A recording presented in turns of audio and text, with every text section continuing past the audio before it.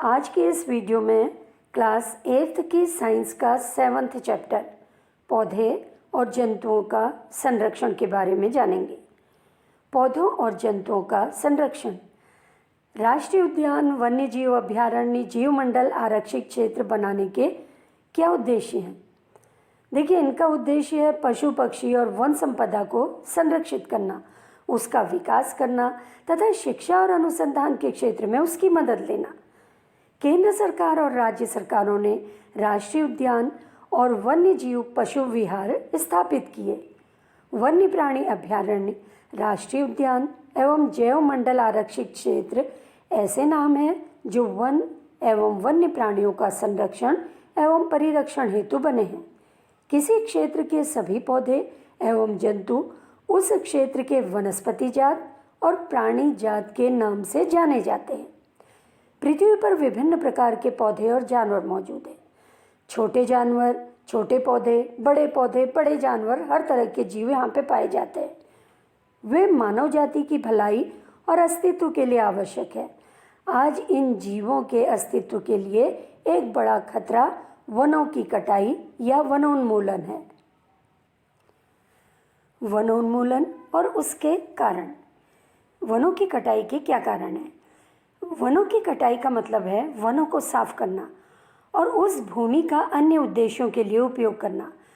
जंगल में पेड़ों को काटने के लिए क्या क्या कारण हैं? देखिए, पहला, खेती के लिए, घरों और कारखानों के निर्माण के लिए, फर्नीचर बनाने के लिए, ईंधन के लिए, उद्योगों के लिए, सड़क बनाने के लिए, भवनों के निर्माण के लिए। वनों की कटाई के कुछ प्राकृतिक कारण भी हैं, जैसे जंगलों में आग लग जाने से वन समाप्त हो जाते हैं, भूस्खलन होने से बहुत से पेड़ जंतु समाप्त हो जाते हैं, बाढ़ और सूखा जो है ये भी वनोन्मूलन का एक मुख्य कारण है। देखिए, खेती के लिए बहुत से पेड़ों को काटा जाता है। इसी तरह से घर बनाने के लिए और कारखानों के निर्माण के लिए बड़ी मात्रा में पेड़ों को काटा जाता है। फर्नीचर बनाने के लिए जैसे साल, सागौन, शीशम है, इसके पेड़ होने में बहुत टाइम लगता है, लेकिन काटने में कोई टाइम नहीं लगता है। अब वनोन्मूलन के क्या परिणाम हैं? अब देखिए, वनों की कटाई के क्या परिणाम होते हैं। इससे पृथ्वी के तापमान में वृद्धि होती है। पृथ्वी के तापमान में वृद्धि होने का मतलब ग्लोबल वार्मिंग। प्रदूषण का स्तर बढ़ जाता है। अगर वनों को काट दिया जाएगा तो क्या होगा? कार्बन डाइऑक्साइड की मात्रा बढ़ेगी, ऑक्सीजन की मात्रा कम हो जाएगी, तो प्रदूषण बढ़ेगा। वायुमंडल में कार्बन डाइऑक्साइड के स्तर में वृद्धि। जब वायुमंडल में कार्बन डाइऑक्साइड का स्तर बढ़ जाता है तो उससे ग्लोबल वार्मिंग बढ़ती है। भूजल स्तर में गिरावट। वनोन्मूलन से क्या होता है? जमीन के नीचे जो जल है इसका स्तर नीचे गिरता जा रहा है। प्राकृतिक असंतुलन उत्पन्न होना, क्योंकि वनों की कटाई से बहुत तरह के जीव जंतु समाप्त हो रहे हैं और प्राकृतिक असंतुलन उत्पन्न हो रहा है। बारिश में कमी हो रही है, मिट्टी की उर्वरता में कमी हो रही है। मिट्टी की उर्वरता क्यों कम हो रही है? क्योंकि पेड़ पौधे जो होते हैं उससे क्या होता है? पत्तियां गिरती हैं, ह्यूमस बनता है, खाद बनती है, इससे मिट्टी की उर्वरा शक्ति बनी रहती है। वनोन्मूलन से मिट्टी की उर्वरा शक्ति में कमी आ रही है। बाढ़ और सूखे की संभावना हो रही है। इससे बाढ़ और सूखा ये किसके कारण हो रहा है? वनोन्मूलन के कारण हो रहा है। क्योंकि बाढ़ से क्या होता है? बहुत से बाढ़, नदी जो होती है ये मिट्टी को बहा ले जाती है। अगर पेड़ नहीं होंगे तो क्या होगा? मिट्टी आसानी से बह जाएगी, और अगर पेड़ होते हैं तो वो क्या करते हैं? मिट्टी को जकड़े रहते हैं। मिट्टी को जकड़े रहने से वनों को या पेड़ों को उस समय नुकसान नहीं होता है। इसी तरह से सूखे की संभावना बढ़ती है, क्योंकि बारिश में कमी हो रही है। बारिश जब कम होगी वनोन्मूलन से तो क्या होगा? सूखा होगा, सूखे की संभावना होगी, और सूखे की संभावना होने का मतलब बहुत से जीव जंतु समाप्त होने लगेंगे। अब देखिए, वनोन्मूलन से ग्लोबल वार्मिंग। प्रकाश संश्लेषण के लिए पौधों को कार्बन डाइऑक्साइड की आवश्यकता होती है, यह आप सभी को मालूम होगा। यदि अधिक पेड़ कटेंगे तो क्या होगा, कम कार्बन डाइऑक्साइड का उपयोग हो जाएगा क्योंकि पेड़ पौधे कम हैं, जिसके परिणाम स्वरूप वातावरण में कार्बन डाइऑक्साइड की मात्रा बढ़ जाएगी। कार्बन डाइऑक्साइड की अधिकता ग्लोबल वार्मिंग को बढ़ावा देगी क्योंकि कार्बन डाइऑक्साइड पृथ्वी द्वारा परावर्तित ऊष्मा किरणों को वायुमंडल से बाहर नहीं निकलने देता और पृथ्वी पर तापमान में वृद्धि हो जाती है। इससे जल चक्र गड़बड़ा जाता है, वर्षा कम हो जाती है और किसी जगह में सूखे की स्थिति आ जाती है। तो इस तरह से वनोन्मूलन ग्लोबल वार्मिंग का कारण है। इसी तरह से वनोन्मूलन से मरुस्थलीकरण होता है। मरुस्थल में क्या होता है, पेड़ पौधे नहीं पाए जाते हैं। अब देखिए, वनोन्मूलन या वनों की कटाई का एक मुख्य कारण है जो मिट्टी के गुणों में परिवर्तन कर देता है। वृक्षारोपण और वनस्पति से मिट्टी के भौतिक गुण प्रभावित होते हैं। पेड़ मिट्टी के कटाव को रोकते हैं क्योंकि पेड़ों की जड़ें मिट्टी को कसे रहती हैं। मिट्टी के ऊपरी परत को हटाने से निचली कठोर और पथरीली परतें खुल जाती हैं। इस मिट्टी में ह्यूमस कम और उपजाऊ होती है। धीरे धीरे उपजाऊ भूमि मरुस्थल में परिवर्तित हो जाती है। इसे मरुस्थलीकरण कहते हैं। अब जब मिट्टी की ऊपरी परत हट जाएगी तो क्या होगा, नीचे पथरीली चट्टानें होंगी, कठोर जमीन होगी, तो वहाँ पर पेड़ पौधे नहीं पाए जाते हैं। तो इस तरह से इस मिट्टी में क्या हो जाता है, ह्यूमस कम हो जाता है, उपजाऊपन कम हो जाता है और इस तरह से ये धीरे धीरे जो उपजाऊ भूमि है रेगिस्तान में या मरुस्थल में बदल जाती है। तो हम कह सकते हैं वनोन्मूलन से या पेड़ों की कटाई से मरुस्थलीकरण को बढ़ावा मिलता है। फिर है वनोन्मूलन से बाढ़ की संभावना। वनों की कटाई से मिट्टी की जल धारण क्षमता में भी कमी आ जाती है। मिट्टी की सतह से जमीन में पानी की आवाजाही कम हो जाती है, बाढ़ आ जाती है। मिट्टी के अन्य गुण जैसे पोषक तत्व, बनावट आदि भी वनों की कटाई के कारण बदल जाते हैं। पोषक तत्वों में कमी आ जाती है, उसकी बनावट में अंतर आ जाता है। बनावट में कैसे, आपको मालूम होगा, मिट्टी कहीं पे बहुत बारीक होती है, कहीं पे मोटी मिट्टी होती है, जैसे रेतीली मिट्टी ये मोटी होती है। तो अगर बाढ़ आएगी तो क्या होगा, पोषक तत्व में और मिट्टी की बनावट में भी परिवर्तन होगा। अब देखिए वनों से हमें क्या क्या उत्पाद मिलते हैं। देखिए वनों से फल फूल, जड़ी बूटियाँ, ईंधन के लिए लकड़ी, ऑक्सीजन, पशुओं के लिए चारा, गोंद, लाख, कत्था, मसाले, तेल, महुआ, नीम, बिरोजा और इमारती लकड़ी मिलती है। अब वनोन्मूलन से पशु जीवन पर प्रभाव पड़ता है। पेड़ को काट देंगे तो पशु जीवन बहुत अधिक प्रभावित होगा क्योंकि पेड़ों को काटने का मतलब बहुत से पशु जो उसमें रहते हैं उनके आवास नष्ट हो जाते हैं। उन्हें वनों से, जीव जंतुओं को वनों से फल फूल प्राप्त होता है। वनों की कटाई से उनके भोजन में कमी हो जाएगी। वनों की कटाई से जैव विविधता पर असर पड़ता है। बहुत से जीव समाप्त हो जाते हैं, वहाँ की वनस्पति भी समाप्त हो जाती हैं और कुछ तरह के जंतु या छोटे जीव और बड़े जीव वहाँ पर समाप्त होने लगते हैं। अब है जैव विविधता। जीवमंडल पृथ्वी का वह भाग है जिसमें सजीव रहते हैं जो जीवन यापन करते हैं। जैव विविधता का मतलब है पृथ्वी पर मौजूद विभिन्न प्रकार के जीवों की प्रजातियां, उनके पारस्परिक संबंध और पर्यावरण के साथ उनके संबंध।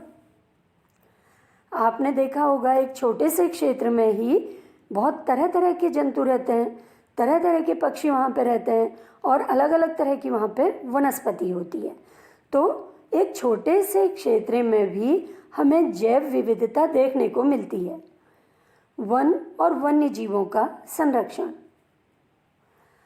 वनस्पतियों और जीवों और उनके आवास की रक्षा के लिए संरक्षित क्षेत्रों को वन्यजीव अभयारण्य, राष्ट्रीय उद्यान और जैव मंडल आरक्षित क्षेत्र कहा जाता है। वहाँ वृक्षारोपण, खेती, चराई, पेड़ों को काटना, शिकार करना और अवैध शिकार करना प्रतिबंधित है। अब वन्यजीव अभयारण्य क्या है? वे क्षेत्र जहाँ जानवरों को उनके और उनके आवास विक्षोभ से सुरक्षित रहते हैं। राष्ट्रीय उद्यान क्या है? वन्य जीवन के लिए आरक्षित क्षेत्र जहां वे आवासों और प्राकृतिक संसाधनों का स्वतंत्र रूप से उपयोग कर सकते हैं। जैवमंडल आरक्षित क्षेत्र क्या है? वन्य जीवन, पौधे और पशु संसाधनों और क्षेत्र में रहने वाले आदिवासियों के पारंपरिक जीवन के संरक्षण के लिए संरक्षित भूमि के बड़े क्षेत्र को जैवमंडल आरक्षित क्षेत्र कहा जाता है। हमारे व्यक्तिगत प्रयासों और समाज के प्रयास के अलावा सरकारी एजेंसियां जंगलों और जानवरों की सुरक्षा के लिए निरंतर कार्यरत है। सरकार उनके संरक्षण और संरक्षण के नियम, तरीके और नीतियां निर्धारित करते रहती है। तो हम सबका कर्तव्य है वन और वन्य जीवों का संरक्षण करना। सरकार द्वारा संरक्षित एक ऐसा क्षेत्र जहां विभिन्न प्रकार के वन्य जीवों और वनस्पतियों का संरक्षण किया जाता है राष्ट्रीय उद्यान कहलाता है। आपने सुना होगा बहुत से राष्ट्रीय उद्यानों के नाम। देखिए यहाँ पर भारत के कुछ राष्ट्रीय उद्यान दिए हुए हैं जो अलग अलग प्रदेशों में या केंद्र शासित प्रदेश में हैं। तो देखिए हेमिस राष्ट्रीय उद्यान केंद्र शासित प्रदेश लद्दाख में स्थित है। इसी तरह से साउथ बटन आइलैंड राष्ट्रीय उद्यान केंद्र शासित प्रदेश अंडमान निकोबार द्वीप समूह में स्थित है। कान्हा राष्ट्रीय उद्यान मध्य प्रदेश में है। केबुल लामजो राष्ट्रीय उद्यान मणिपुर में स्थित है। जिम कॉर्बेट राष्ट्रीय उद्यान उत्तराखंड में स्थित है। अब वन्य जीव अभयारण्य किसे कहते हैं? वह क्षेत्र जहां जंतु और उनके आवास किसी भी प्रकार के विक्षोभ से सुरक्षित होते हैं वन्य जीव अभयारण्य कहलाते हैं। यानी इस क्षेत्र में जंतु और उनके आवास बाहरी जो गतिविधियां हैं उनसे पूरी तरह से सुरक्षित है। अब देखिए भारत के मुख्य वन्य जीव अभयारण्य कौन से हैं? पलामू अभयारण्य झारखंड में है। दालमा वन्य जीव अभयारण्य झारखंड में। हजारीबाग वन्य जीव अभयारण्य ये भी झारखंड में है। कैमूर वन्य जीव अभयारण्य बिहार में है। नल सरोवर अभयारण्य गुजरात में है। इसी तरह से भारत में बहुत से वन्य जीव अभयारण्य हैं। इनमें से ये कुछ दिए हुए हैं। अब है देखिए जैव मंडल आरक्षित क्षेत्र क्या है? वन्य जीवन, पौधों और जंतु संसाधनों और उस क्षेत्र के आदिवासियों के पारंपरिक ढंग से जीवन यापन हेतु विशाल संरक्षित क्षेत्र को जैव मंडल आरक्षित क्षेत्र कहा जाता है। ये एक बहुत विशाल क्षेत्र है जहाँ पे अभयारण्य भी है और साथ ही राष्ट्रीय उद्यान भी स्थित होते हैं। तो देखिए यहाँ पे पंचमढ़ी आरक्षित वन क्षेत्र का ये नक्शा दिया हुआ है। यहाँ पे सतपुड़ा राष्ट्रीय उद्यान भी है, बोरी अभयारण्य भी है और पंचमढ़ी अभयारण्य है। तो यहाँ पर क्या है, जो आरक्षित वन क्षेत्र है इसमें राष्ट्रीय उद्यान भी हैं और साथ ही अभयारण्य भी है। इस पूरे क्षेत्र में जीव जंतु पूरी तरह से सुरक्षित हैं। जैव मंडल आरक्षित क्षेत्र जैव विविधता के संरक्षण के लिए बने क्षेत्र हैं। जैव विविधता किसी क्षेत्र में पाए जाने वाले पौधों, जानवरों, सूक्ष्म जीवों की विविधता है। जैव मंडल आरक्षित क्षेत्र उस क्षेत्र की जैव विविधता और संस्कृति को बनाए रखने में मदद करते हैं। एक जैव मंडल आरक्षित क्षेत्र में अन्य संरक्षित क्षेत्र भी होते हैं। जैसे पंचमढ़ी जैव मंडल आरक्षित क्षेत्र में सतपुड़ा नाम का एक राष्ट्रीय उद्यान है और बोरी और पंचमढ़ी नाम के 2 वन्य जीव अभयारण्य भी इसमें शामिल है। तो इस तरह से हम कह सकते हैं जैव मंडल आरक्षित क्षेत्र जो है ये एक बहुत विशाल क्षेत्र है। इसमें राष्ट्रीय उद्यान और अभयारण्य भी शामिल होते हैं। हमारे क्षेत्र की जैव विविधता को प्रभावित करने वाले कारकों की सूची। देखिए हम अलग अलग क्षेत्रों में रहते हैं, अलग अलग क्षेत्रों में जैव विविधता को प्रभावित करने वाले अलग अलग कारक होते हैं। अब देखिए जैसे बिल्डिंग है, देखिए जैसे बिल्डिंग को बनाने के लिए या बिल्डिंग को बड़ा करने के लिए बहुत से पेड़ काटे जा रहे हैं, उससे जीवों के आवास जो है नष्ट हो रहे हैं। सड़कों का चौड़ीकरण किया जा रहा है, उसके लिए भी वृक्ष काटे जा रहे हैं। मॉल और मल्टीप्लेक्स खुल रहे हैं इससे भी जैव विविधता पर बहुत असर पड़ रहा है। बहुत अधिक कूलर और एसी का प्रयोग करने से गर्मी बढ़ रही है, जिससे बहुत से ऐसे जीव जंतु जिन्हें कम ताप की आवश्यकता हो रही है वो धीरे धीरे समाप्त हो रहे हैं। अब देखिए, ज़्यादा पेड़ काटे जाएंगे तो उससे क्या होगा, जैव विविधता समाप्त होने लगेगी।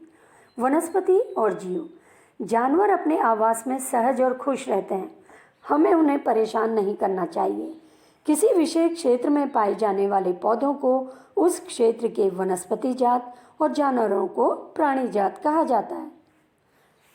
हमें जंतुओं को और उनके आवास को किसी भी तरह का कोई नुकसान नहीं पहुंचाना चाहिए।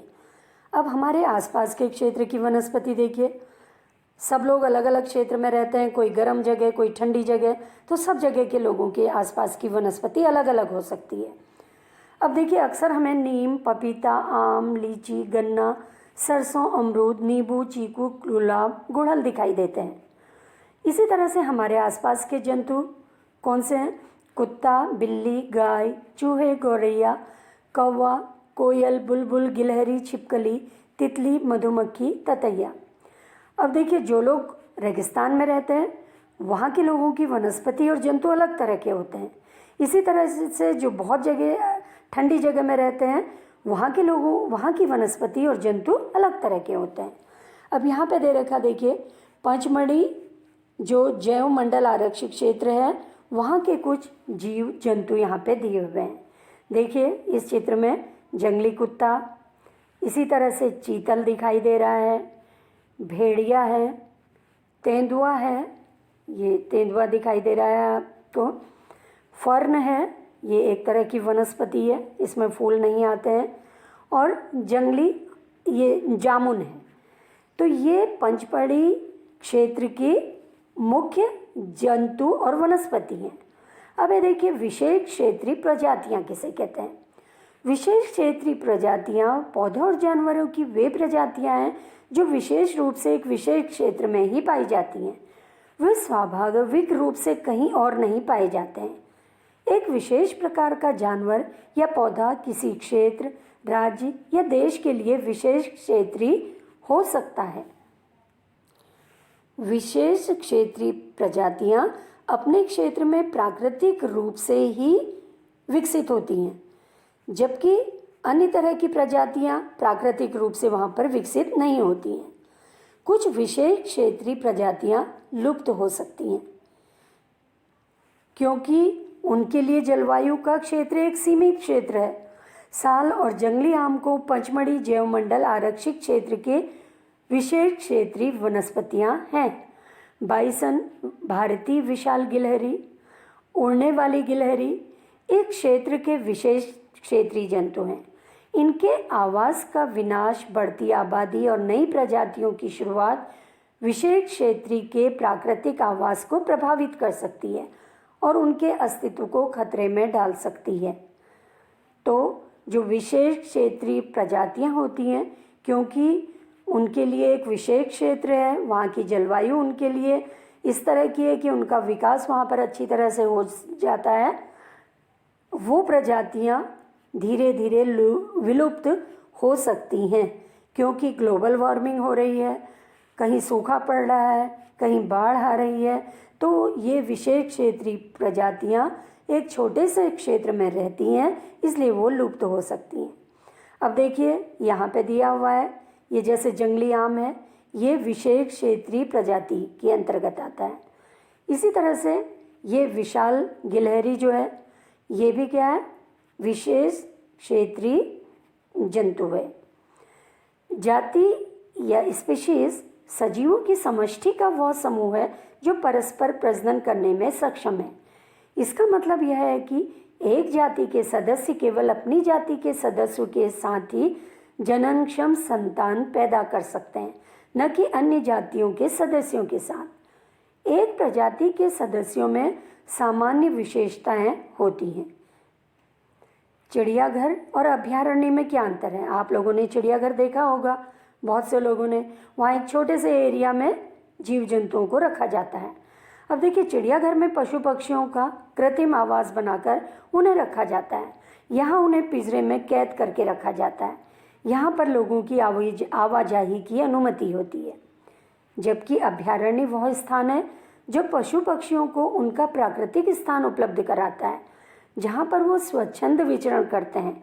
अभयारण्य में आम लोगों की आवाजाही प्रतिबंधित होती है। अब देखिए, पशु पक्षी चिड़ियाघर में खुश रहेंगे या अभयारण्य में? वो अभयारण्य में उनका मनपसंद जगह होगी, चिड़ियाघर में वो कैद हो जाते हैं। जैसे आपने देखा होगा, चिड़ियाघर में बहुत से पक्षियों को रखा जाता है पिंजरे में, और अभयारण्य में वो पूरी तरह से उड़ने के लिए स्वच्छंद रहते हैं।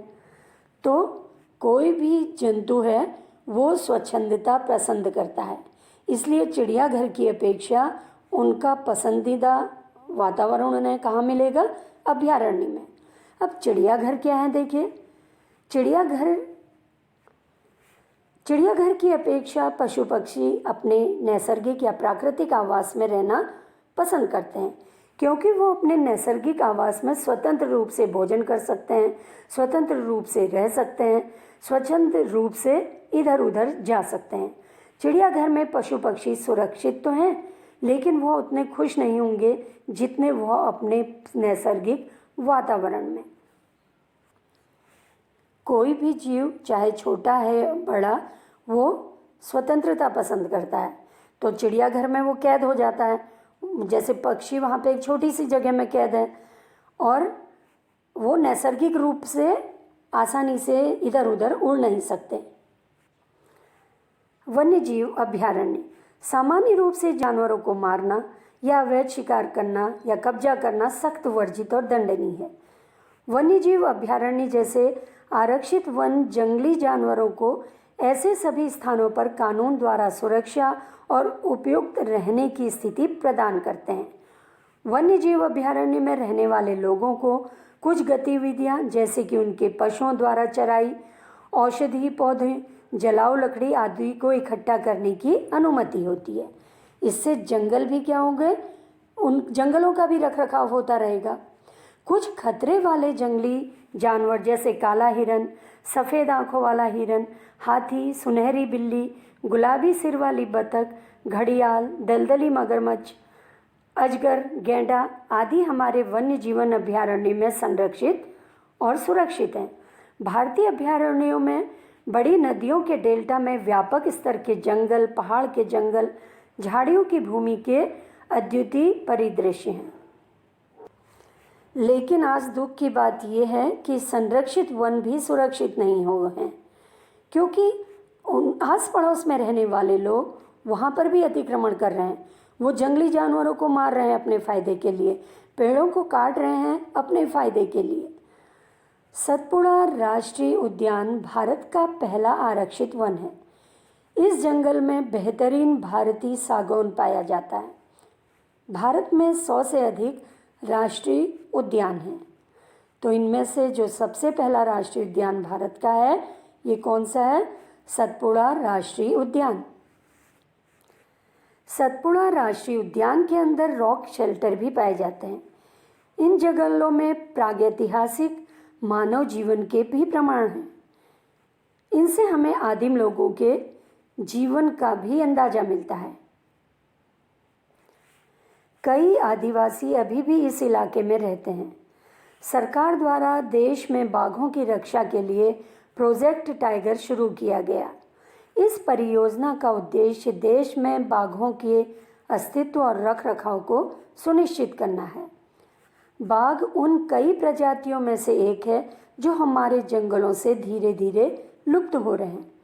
लेकिन सतपुड़ा टाइगर रिजर्व इस मायने में अनूठा है, यहाँ बाघों की आबादी में उल्लेखनीय वृद्धि देखी गई है। क्योंकि सतपुड़ा टाइगर रिजर्व बहुत बड़ा एरिया है, वहाँ पे इनके संरक्षण की पूरी व्यवस्था की गई है। उनके अनुकूल उनको वातावरण दिया गया है, तो इसलिए बाघों की आबादी वहाँ पे बढ़ रही है। अब लुप्तप्राय जानवर कौन से हैं? लुप्तप्राय जिन जानवरों की संख्या इतनी कम हो रही है कि वो विलुप्त होने का सामना कर सकते हैं, उन्हें लुप्तप्राय जानवर कहा जाता है। डायनासोर का नाम आपने सुना होगा, बहुत विशाल होते थे और वो बहुत पहले विलुप्त हो गए। कुछ जानवरों के प्राकृतिक आवास में गड़बड़ी के कारण उनका जीवित रहना मुश्किल हो रहा है। सभी राष्ट्रीय उद्यानों में पौधों और जानवरों की रक्षा के लिए सख्त नियम लागू किए गए हैं। इन जगह पर चराई, अवैध शिकार, जानवरों को पकड़ना, जलाऊ लकड़ी, औषधि पौधों का संग्रहण जैसी मानवीय गतिविधियों की अनुमति नहीं है। मनुष्य इतना लालची होता जा रहा है कि वो जंगलों में भी अतिक्रमण कर रहा है। इसलिए बहुत से जानवर जो हैं वो लुप्त प्राय होते जा रहे हैं। छोटे जानवरों के विलुप्त होने का खतरा बड़े जानवरों की तुलना में बहुत अधिक है। कभी कभी हम पारिस्थितिकी तंत्र में उनके महत्व को समझे बिना सांप, मेढक, छिपकली, चमगादड़ और उल्लू को बेरहमी से मार देते हैं। उन्हें मारकर हम अपना ही नुकसान कर रहे हैं। वे आकार में छोटे हो सकते हैं, लेकिन पारिस्थितिक तंत्र में उनकी भूमिका को नज़रअंदाज नहीं किया जा सकता। वो खाद्य श्रृंखला और खाद्य जाल का हिस्सा है। जैसे सांप है, सांप जहरीला है, लेकिन सांप क्या करता है? खेतों को चूहों से बचाता है। चूहे जो पूरी फसल बर्बाद कर देते हैं, सांप उन चूहों को खाता है। तो इस तरह से हम कह सकते हैं सांप या दूसरे जीव जो हैं ये खाद्य श्रृंखला और खाद्य जाल का हिस्सा है। हमें इन खाद्य श्रृंखला और खाद्य जाल को किसी भी तरह से नुकसान नहीं पहुंचाना चाहिए। अब देखिए, लुप्त प्राय होने वाले जीव जो धीरे धीरे लुप्त हो रहे हैं, बारहसिंगा, इसी तरह से बाघ जो है ये धीरे धीरे लुप्त होने की ओर है, क्योंकि लोग इसका शिकार करते हैं। बाघ का इसको खतरा देख के बहुत से लोग मार भी देते हैं। इसी तरह से जंगली भैंसा है, ये क्या है? विलुप्त होने के कगार पर है। धीरे धीरे जिस तरह से डायनासोर समाप्त हो गया, अगर हम इनका संरक्षण नहीं करेंगे ये भी समाप्त हो जाएंगे। अब पारिस्थितिक तंत्र क्या है? देखिए, एक पारिस्थितिक तंत्र एक क्षेत्र में सभी पौधों, जानवरों और सूक्ष्म जीवों के साथ साथ निर्जीव घटकों जैसे जलवायु, मिट्टी, नदी के डेल्टा आदि से बना होता है। यानी एक पारिस्थितिक तंत्र में पौधे भी हैं, जानवर भी हैं, सूक्ष्म जीव भी हैं। अब ये देखिए, रेड डाटा बुक, आपने सुना होगा रेड डाटा बुक का नाम। रेड डाटा बुक ऐसी बुक है जो सभी लुप्तप्राय जानवरों और पौधों का रिकॉर्ड रखती है। रेड डाटा बुक का रखरखाव अंतर्राष्ट्रीय स्तर पर एक संगठन के द्वारा किया जाता है। पौधों और जंतुओं के लिए अलग अलग रेड डाटा बुक है। तो इस तरह से रेड डाटा बुक में जो सभी लुप्तप्राय जानवर और पौधे हैं उनका रिकॉर्ड देखना है तो रेड डाटा बुक में मिल सकता है। अब प्रवासी पक्षी, जलवायु परिवर्तन के कारण प्रवासी पक्षी हर साल एक विशेष समय के दौरान दूर दराज के क्षेत्रों में उड़ान भरते हैं। वो अंडे देने के लिए उड़ते हैं, क्योंकि उनके प्राकृतिक आवास में मौसम बहुत ठंडा और दुर्गम हो जाता है। वे पक्षी जो दूसरी भूमि तक पहुंचने के लिए लंबी दूरी तय करते हैं प्रवासी पक्षी कहलाते हैं। आप लोगों ने भी देखा होगा, बहुत से पक्षियों को लाइन बना के झुंड में उड़ते हुए देखा होगा। ये पक्षी एक जगह से दूसरी जगह उड़ते हैं, जहां उनको अपने अनुकूल जलवायु मिलती है उस जगह वो पहुंच जाते हैं। अब है कागज का पुनर्चक्रण के फायदे। पुनर्चक्रण यानी रिसाइकलिंग, कागज की रिसाइकलिंग के क्या फायदे हैं? वनों की कटाई का एक मुख्य कारण है कागज का निर्माण। 1 टन कागज बनाने में 17 बड़े पेड़ों को काटना पड़ता है। इसलिए हमें कागज बचाना चाहिए। कागज को इस्तेमाल के लिए 5 से 7 बार रिसाइकिल किया जा सकता है। यदि प्रत्येक स्टूडेंट एक दिन में कम से कम एक कागज की शीट बचाए तो हम एक वर्ष में कई पेड़ बचा सकते हैं। हमें इस्तेमाल किए गए कागज को सही से रखना चाहिए, उसका फिर से उपयोग करना चाहिए, उसे रिसाइकिल करना चाहिए। इससे हम न केवल पेड़ों को बचाते हैं बल्कि कागज के निर्माण के लिए आवश्यक ऊर्जा और पानी की भी बचत करते हैं। साथ ही कागज बनाने में इस्तेमाल होने वाले हानिकारक रसायनों की मात्रा भी कम होगी। तो इससे हम कई तरह का फ़ायदा पहुंचा सकते हैं। कैसे? एक तो पेड़ को कटने से बचा सकते हैं, हानिकारक रसायनों का इस्तेमाल कम होगा तो उससे प्रदूषण कम होगा। इसी तरह से अगर हम ऊर्जा को बचाएंगे तो क्या होगा? ऊर्जा बचने से ग्लोबल वार्मिंग कम होगी। इसी तरह से हम पानी की बचत कर सकते हैं। वनों की कटाई की समस्या का स्थायी समाधान क्या है? देखो, वनों की कटाई और वनोन्मूलन का जो स्थायी समाधान है वो है वृक्षारोपण करके। लगाए गए पेड़ आमतौर पर उसी प्रजाति के होने चाहिए जो उस जंगल में पाए गए थे। इससे वहाँ की जैव विविधता बनी रहेगी। हम जितने पेड़ काटते हैं कम से कम हमें उतने लगाते रहना चाहिए। वनीकरण प्राकृतिक रूप से भी हो सकता है। यदि वनों की कटाई वाले क्षेत्र को अबाधित छोड़ दिया जाए, वहाँ पे किसी तरह का मानव हस्तक्षेप न किया जाए, तो वहाँ पर फिर से क्या होगा? जंगल स्थापित हो जाएगा। प्राकृतिक वनीकरण में मनुष्य की कोई भूमिका नहीं होती है। वहाँ पर स्वतः ही बीज गिरते हैं, स्वतः ही अपने वातावरण में नए वृक्ष उत्पन्न हो जाते हैं। भारत में हमारे पास वन संरक्षण अधिनियम है। इस अधिनियम का उद्देश्य प्राकृतिक वनों के संरक्षण और जंगलों में या उसके आसपास रहने वाले लोगों की बुनियादी ज़रूरतों को पूरा करना है।